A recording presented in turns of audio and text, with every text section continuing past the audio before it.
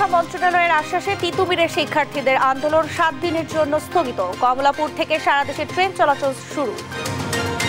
চলছে বিশ্ব ইজতেমার দ্বিতীয় পর্বের আনুষ্ঠানিকতা। টঙ্গী তুরাগ তীরে দেশি বিদেশি মুসল্লির ভিড়, নিরাপত্তা জোরদার। চলতি বছর দেশের জন্য অত্যন্ত গুরুত্বপূর্ণ বললেন প্রধান উপদেষ্টা। বিশৃঙ্খলা ঠেকাতে আইন শৃঙ্খলা বাহিনীকে কঠোর হওয়ার নির্দেশ। জনগণের বঞ্চনা দূর করতে অবিলম্বে নির্বাচন চায় বিএনপি। ন্যূনতম সংস্কার করে ভোট আয়োজনের আহ্বান জামায়াত আমিরের। এবং বিপিএল এ চিটাগংকে 9 উইকেটে হারিয়ে ফাইনালে ফরচুন বরিশাল। রংপুর রাইডার্সের সঙ্গে বিশাল জয়ে দ্বিতীয় কোয়ালিফায়ারে খুলনা। সংবাদ রাতে দেখছিলেন একেএস টিভিবার সংবাদ শিরোনাম, সঙ্গে আছে আমি শারমিন নাজি। এবারে বিস্তারিত। টানা 6 দিন অনশনের পর শিক্ষা মন্ত্রণালয়ের আশ্বাসে 1 সপ্তাহের জন্য আন্দোলন স্থগিত করল তিতুমির কলেজের শিক্ষার্থীরা। সোমবার রাত 9:30টায় তারা অনশন ভাঙে। দাবি পূরণের আশ্বাসে মহাখালী রেলগেট থেকেও অবরোধ তুলে নেয়। এতে কয়েক ঘন্টা বন্ধ থাকার পর আবারও সিলেট, রংপুর, রাজশাহী ও চট্টগ্রামের সঙ্গে শুরু হয় কমলাপুর থেকে ট্রেন চলাচল। তবে দাবি বাস্তবায়ন না হলে আবারও নতুন কর্মসূচি দেওয়ার কথা জানায় শিক্ষার্থীরা। আরও জানাচ্ছেন এনআই নাহিদ।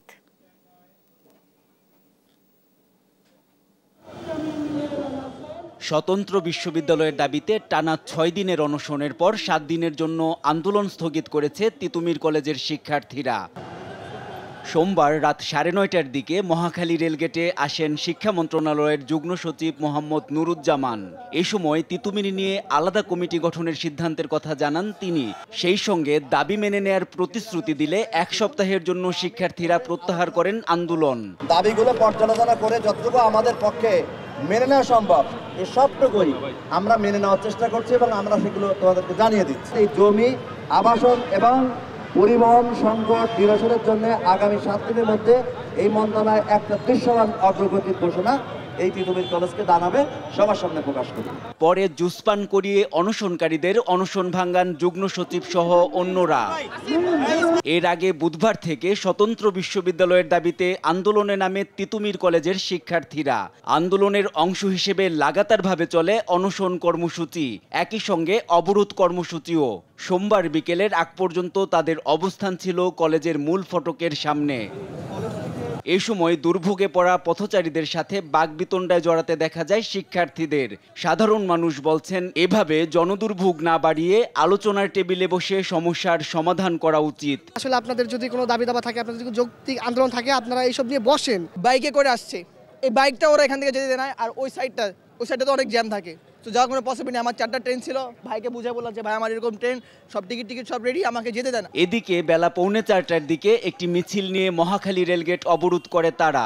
এই সময় প্রধান উপদেষ্টা এসে দাবি না মানার ঘোষণা না দেয়া পর্যন্ত অবস্থানে অনড় থাকার ঘোষণা দেয় শিক্ষার্থীরা।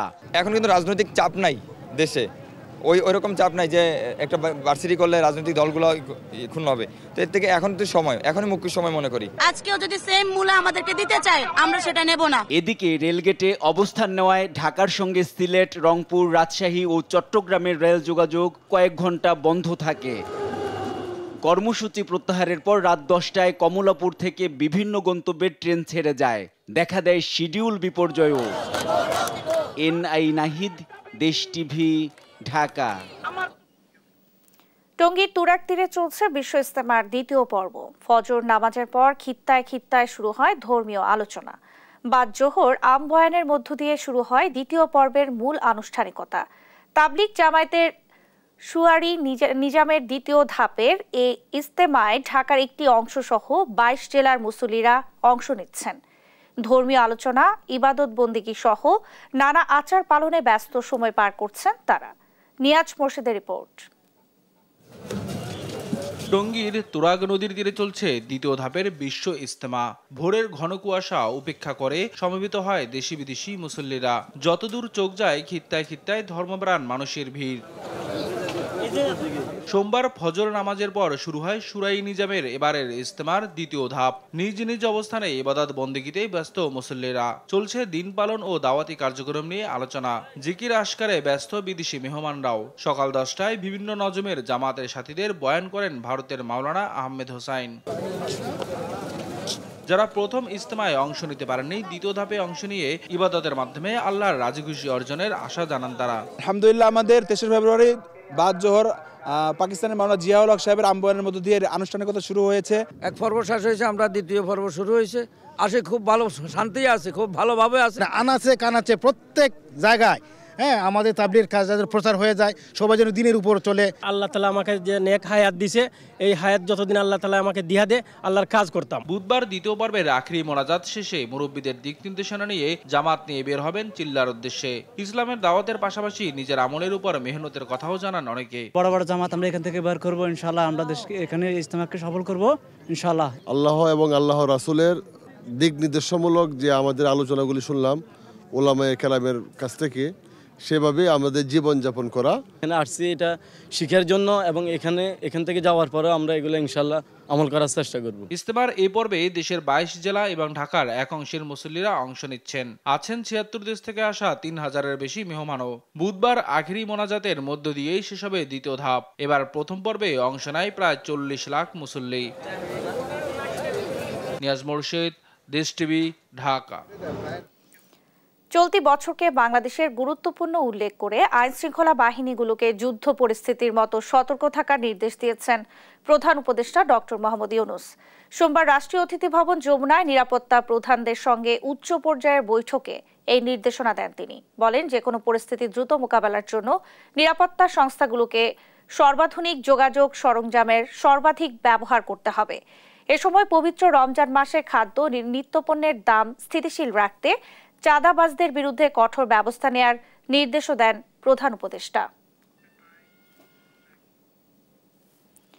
আওয়ামী লীগের পক্ষে যারা লিফলেট বিতরণ করছে তাদেরকে গ্রেফতার করা হবে বলে জানিয়েছেন প্রধান উপদেষ্টার প্রেস সচিব শফিকুল আলম। এদিকে গণ অভ্যুত্থানের পর দেশে সাম্প্রদায়িক সহিংসতায় 23 জন হত্যার শিকার হয়েছেন। বাংলাদেশ হিন্দু বৌদ্ধ খ্রিস্টান ঐক্য পরিষদের প্রকাশ করা এমন প্রতিবেদন সত্য নয় বলে জানিয়েছেন প্রধান উপদেষ্টার উপপ্রেস সচিব আজাদ মজুমদার। তারেক মাহমুদ সুজনের প্রতিবেদন। সোমবার সন্ধ্যায় রাজধানীর ফরেন সার্ভিস একাডেমিতে সমসাময়িক বিষয় নিয়ে সংবাদ সম্মেলন করেন প্রধান উপদেষ্টার প্রেস উইং। এ সময় গণ অভ্যুত্থানের পর দেশে সাম্প্রদায়িক সহিংসতায় 23 জন হত্যার শিকার হয়েছেন। বাংলাদেশ হিন্দু বৌদ্ধ খ্রিস্টান ঐক্য পরিষদের প্রকাশ করা এমন প্রতিবেদন সত্য নয় বলে জানান প্রধান উপদেষ্টার উপপ্রেস সচিব আজাদ মজুমদার। 23টি হত্যাকাণ্ডের কথা বলেছেন, তা সরকার এই তালিকাটা সংগ্রহ করেছে। একটি ঘটনার সঙ্গেও সাম্প্রদায়িক কোনো সহিংসতার কোনো ধরনের সম্পর্ক পাওয়া যায় না। জানান, পুলিশের তদন্তে এসব হত্যাকাণ্ডের অভিযোগের একটিরও সাম্প্রদায়িক সহিংসতার প্রমাণ পাওয়া যায়নি। জমির বিরোধ, আত্মহত্যা, পারিবারিক সংঘর্ষ সহ নানা কারণে এসব হত্যার ঘটনা ঘটে। 8টি চুরি ও দস্যুতার সাথে সম্পর্কিত, 4টিতে ব্যক্তিগত ও পারিবারিক কলহের ঘটনা জড়িত, 3টি ক্ষেত্রে জেনারেল ক্রাইম যেমন ধর্ষণ, অতিরিক্ত মদ পানে মৃত্যু, বিরূপ মন্তব্য করার কারণে 2 পক্ষের মারামারি থেকে মৃত্যু। গত বছরের জানুয়ারিতে আহত হয়ে চিকিৎসাধীন ছিলেন। চিকিৎসাধীন অবস্থায় এই ডিসেম্বরে উনি মারা গিয়েছেন। কিন্তু এইটাকেও সাম্প্রদায়িক সহিংসতা হিসেবে তুলে ধরে এটাকে এই ঘটনার সাথে আগস্টের পরের ঘটনা হিসেবে এটা উল্লেখ করা হয়েছে। অন্তর্বর্তী সরকার কোনো ধরনের সহিংসতাকে সমর্থন করে না উল্লেখ করে এই ধরনের ঘটনাকে সাম্প্রদায়িক সহিংসতা বলে প্রচার না করে হিন্দু বৌদ্ধ খ্রিস্টান ঐক্য পরিষদকে বস্তুনিষ্ঠ তথ্য দেওয়ার আহ্বান জানান প্রেস উইং।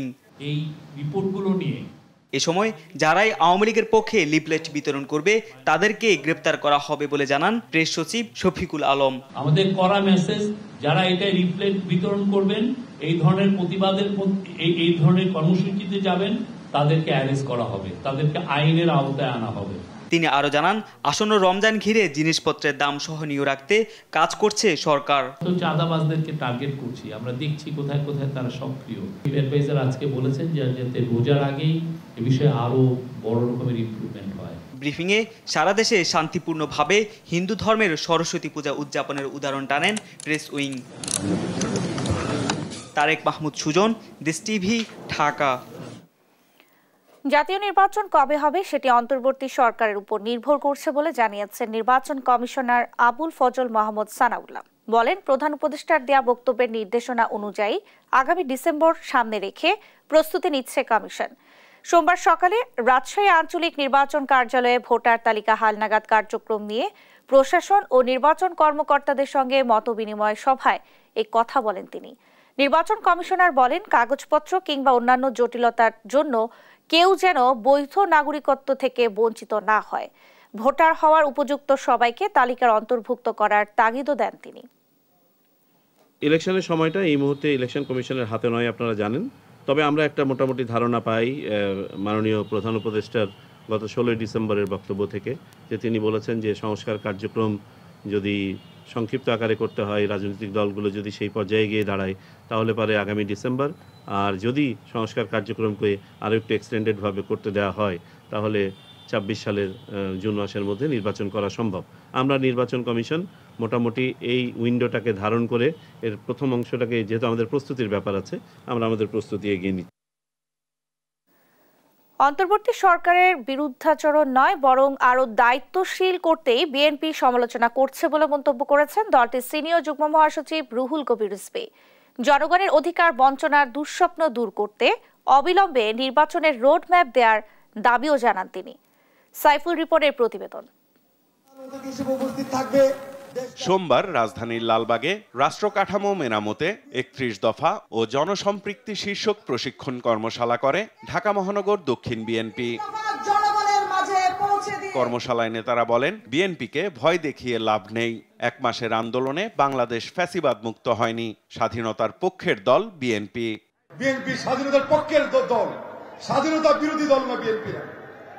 আজকে অনেকে মুখে ধর্মের কথা বলে মুনাফিকতা করছেন, মুখে মুখে সুন্দর কথা বলেন, কাজ করছেন মুনাফিকদের মতো। বিএনপির বিরুদ্ধে অপপ্রচার করছেন।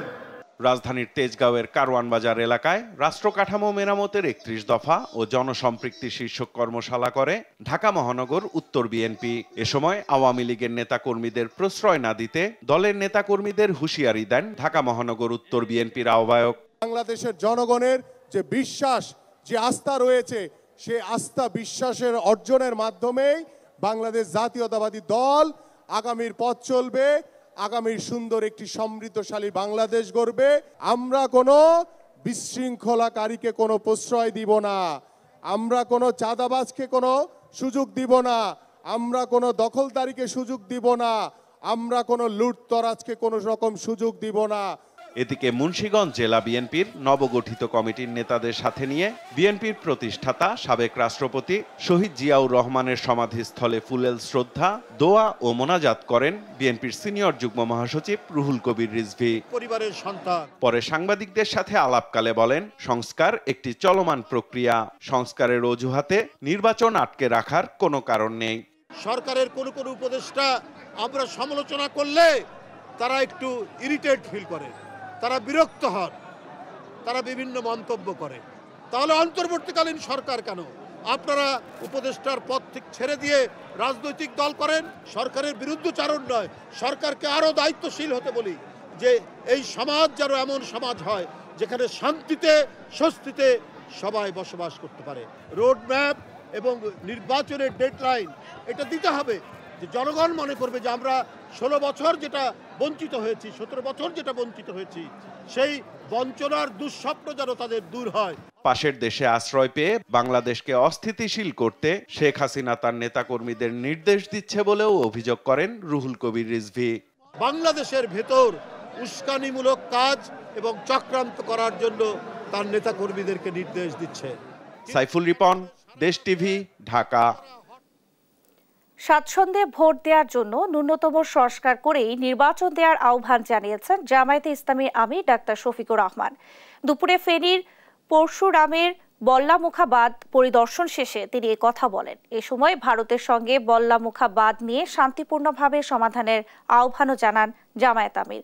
বলেন, এ নিয়ে সরকার টেকসই ও যুক্তিসঙ্গত পদক্ষেপ নিলে জামায়াত পাশে থাকবে। এ সময় বিগত সরকারের অনিয়ম লুটপাটের কারণে মানুষ ক্ষতিগ্রস্ত হয়েছে বলেও মন্তব্য করেন তিনি।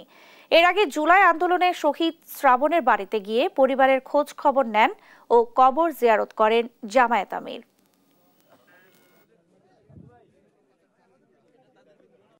আমরা যেটা মনে করি যে এমন একটা নির্বাচন এই জাতির পাওয়া প্রয়োজন, যে নির্বাচনে আসলে স্বাচ্ছন্দ্যের সাথে প্রত্যেকটি ভোটার তার ভোট দিতে পারবে, আর প্রত্যেকটি প্রাপ্তবয়স্ক মানুষের ভোটও নিশ্চিত হবে, সেটা দেশে এবং প্রবাসে।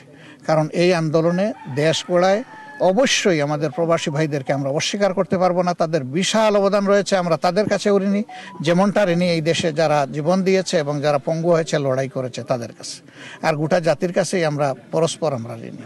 তো আমরা চাই যে সেই রকম একটা সুষ্ঠু নির্বাচনের জন্য একটা সুষ্ঠু পরিবেশ তৈরি হোক, এবং ন্যূনতম যে সংস্কারগুলো না হলে একটা সুস্থ পরিবেশ তৈরি হবে না। এটা না হওয়া পর্যন্ত আমাদের সকলের ধৈর্য ধরে এই সরকারকে সহযোগিতা করা উচিত। দর্শক, সংবাদের প্রথম অংশে আমরা যেমনটি বলছিলাম, তিতুমিরের শিক্ষার্থীরা শিক্ষা মন্ত্রণালয়ের আশ্বাসে 1 সপ্তাহের জন্য আন্দোলন স্থগিত করেছে। তিতুমিরের শিক্ষার্থীরা মহাখালী রেলগেট থেকে অবরোধ তুলে নিলে কমলাপুর থেকে শুরু হয় বিভিন্ন রুটের ট্রেন চলাচল। এ নিয়ে আরও জানাতে কমলাপুর রেল স্টেশন থেকে এই মুহূর্তে যুক্ত হচ্ছেন সহকর্মী ফাহিম ইউসুফ। ফাহিম, কতটি ট্রেনের শিডিউল বিপর্যয় হয়েছে? ট্রেন চলাচল পুরোপুরি স্বাভাবিক হতে কত সময় লাগতে পারে? কি বলছে রেল কর্তৃপক্ষ? বিস্তারিত জানাবেন। জি, আপনি জানেন যে বিগত কয়েকদিন ধরে তিতুমির কলেজের শিক্ষার্থীরা তিতুমির কলেজকে বিশ্ববিদ্যালয়, স্বতন্ত্র বিশ্ববিদ্যালয় করার লক্ষ্যে আন্দোলন করে আসছেন। তাদের সেই আন্দোলনের মুখে সরকার বিভিন্ন সময় বিভিন্ন ধরনের বক্তব্য দিলেও আপনারা জেনে থাকবেন যে আজ তারা আন্দোলন করতে গিয়ে মহাখালী রেলওয়ে স্টেশনের রেল লাইন অবরোধ করেছিল।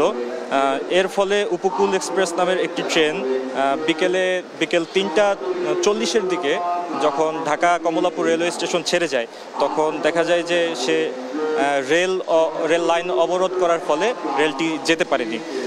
এর আগে দেখা যায় যে তারা বিভিন্ন সময় বিভিন্ন আন্দোলন, তাদের বেশ কয়েকটি দফা দাবি তারা উত্থাপন করেছিল।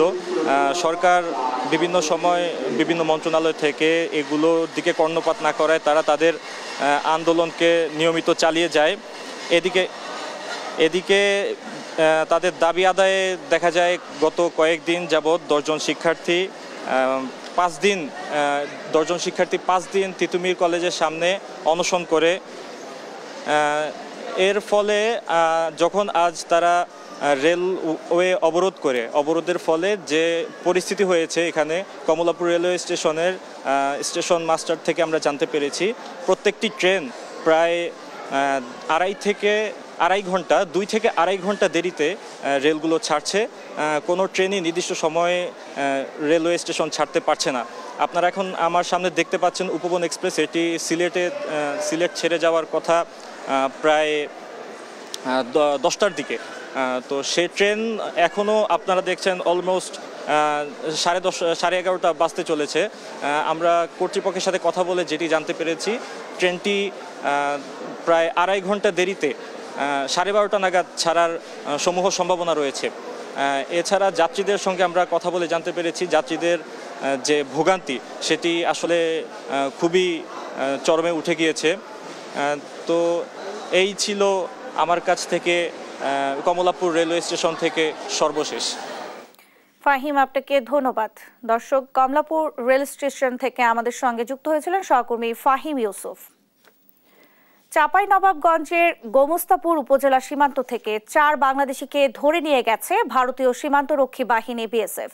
এ নিয়ে স্থানীয়দের মধ্যে ফের আতঙ্ক দেখা দিয়েছে। রোববার রাতে উপজেলার রাধানগর ইউনিয়নের রোকনপুর সীমান্ত এলাকার একটি খালে তারা মাছ ধরতে গিয়েছিলেন বলে জানায় স্থানীয়রা। পরে ভারতীয় নাগরিকরা তাদের ধরে বিএসএফ এর হাতে তুলে দেয়। তবে ঠিক কী কারণে তাদের ধরে নেওয়া হয়েছে তা এখনো নিশ্চিত নয় বলে জানান স্থানীয় ইউনিয়ন পরিষদ চেয়ারম্যান। বিএসএফ এর হাতে আটকরা হলেন উপজেলার রাধানগর এলাকার মোহাম্মদ মুকুল, আলিস, নুরুল হুদা ও বাবু। রাজধানী সহ সারা দেশে মহা ধুমধামে উদযাপন হচ্ছে সরস্বতী পূজা। বিদ্যা, কলা ও পাণ্ডিত্যের দেবী আশীর্বাদ নিতে আসা ভক্তদের ভিড়ে যেন তিল ধারণের ঠাঁই নেই মণ্ডপে। প্রতি বছরের মতো ঢাকা বিশ্ববিদ্যালয়ের জগন্নাথ হলে পূজা আয়োজনে ছিল না কোনো কমতি। আরো জানাচ্ছেন জান্নাতুল মোহনা।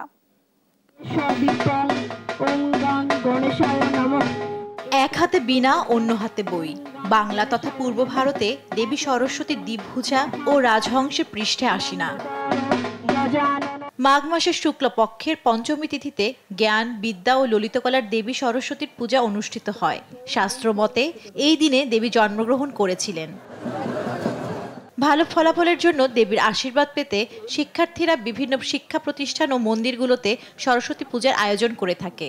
সরস্বতী নবনিত্যং ঢাক ঢোল কাসর শঙ্খ ও উলুধ্বনিতে মুখরিত বিভিন্ন পূজা মণ্ডপ। তাই তো পরিবার পরিজন নিয়ে ছুটে এসেছেন জ্ঞানের দেবীর আশীর্বাদ নিতে। বিদ্যা চেয়েছি যেন আমার বিদ্যা বুদ্ধি হয়, আমি বড় হয়ে অনেক পড়াশোনা করতে পারি। আমি যেন ভালোভাবে পড়াশোনা করে বড় হয়ে ডাক্তার ইঞ্জিনিয়ার হতে পারি। পড়াশোনা করে ছেলেরা সন্তানরা যেন মানুষের মতো মানুষ হয়। এদের সামনে পরীক্ষা, যে পড়াশোনা করে অনেক বড় হতে পারে। ঢাকায় সরস্বতী পূজার প্রধান কেন্দ্র হয়ে উঠেছে ঢাকা বিশ্ববিদ্যালয়ের জগন্নাথ হল মাঠ। হলের কেন্দ্রীয় উপাসনালয় সহ এবছর হলের মাঠে প্রায় ৭০টি মণ্ডপ পূজা অনুষ্ঠিত হচ্ছে। পূজা মণ্ডপগুলোর মূল আকর্ষণ চারুকলা শিক্ষার্থীদের নির্মিত দৃষ্টিনন্দন সরস্বতী প্রতিমা। ক্ষেত্রে বছরের আমার চাওয়া থাকবে একটি ভালো ক্যারিয়ার এবং একটি ভালো একাডেমিক লাইফ, এবং অবশ্যই আমার সকল কালচারাল কারিকুলাম অ্যাক্টিভিটিস যাতে আরও বেশি সমৃদ্ধ হয়। স্টুডেন্টের জন্যই প্রার্থনা করলাম, মানুষের জ্ঞানের উন্নতির জন্য, মানুষের কল্যাণের জন্য। ঘুরতে ভালো লাগে, এখানে আসছি অনেক ভালো লাগছে। আমি পরীক্ষা যাতে পাশ করতে পারি, তারপরে আরো অনেক কিছু চেয়েছি।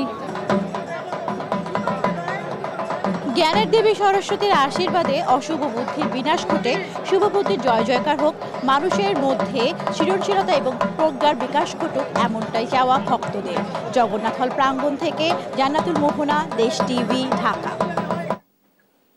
ফেনীতে সরস্বতী পূজা দেখে বাড়ি ফেরার পথে মোটরসাইকেল দুর্ঘটনায় ৩ যুবকের মর্মান্তিক মৃত্যুর ঘটনা ঘটেছে। সোমবার রাত আনুমানিক ৮টার দিকে দাগনভূঞা উপজেলার বেকের বাজার এলাকায় এই ঘটনা ঘটে। নিহতদের মধ্যে 2 জনের পরিচয় নিশ্চিত করা গেলেও অপরজনের পরিচয় পুরোপুরি নিশ্চিত হওয়া যায়নি। প্রত্যক্ষদর্শীরা জানান, বেকের বাজার সংলগ্ন আশরাফপুর এলাকায় সড়কের পাশে থাকা একটি গাছের সঙ্গে মোটরসাইকেলটি ধাক্কা খেয়ে নিয়ন্ত্রণ হারিয়ে সড়কে পড়ে যায় এবং একটি গাড়ি 2 জনের উপর দিয়ে চলে যায়।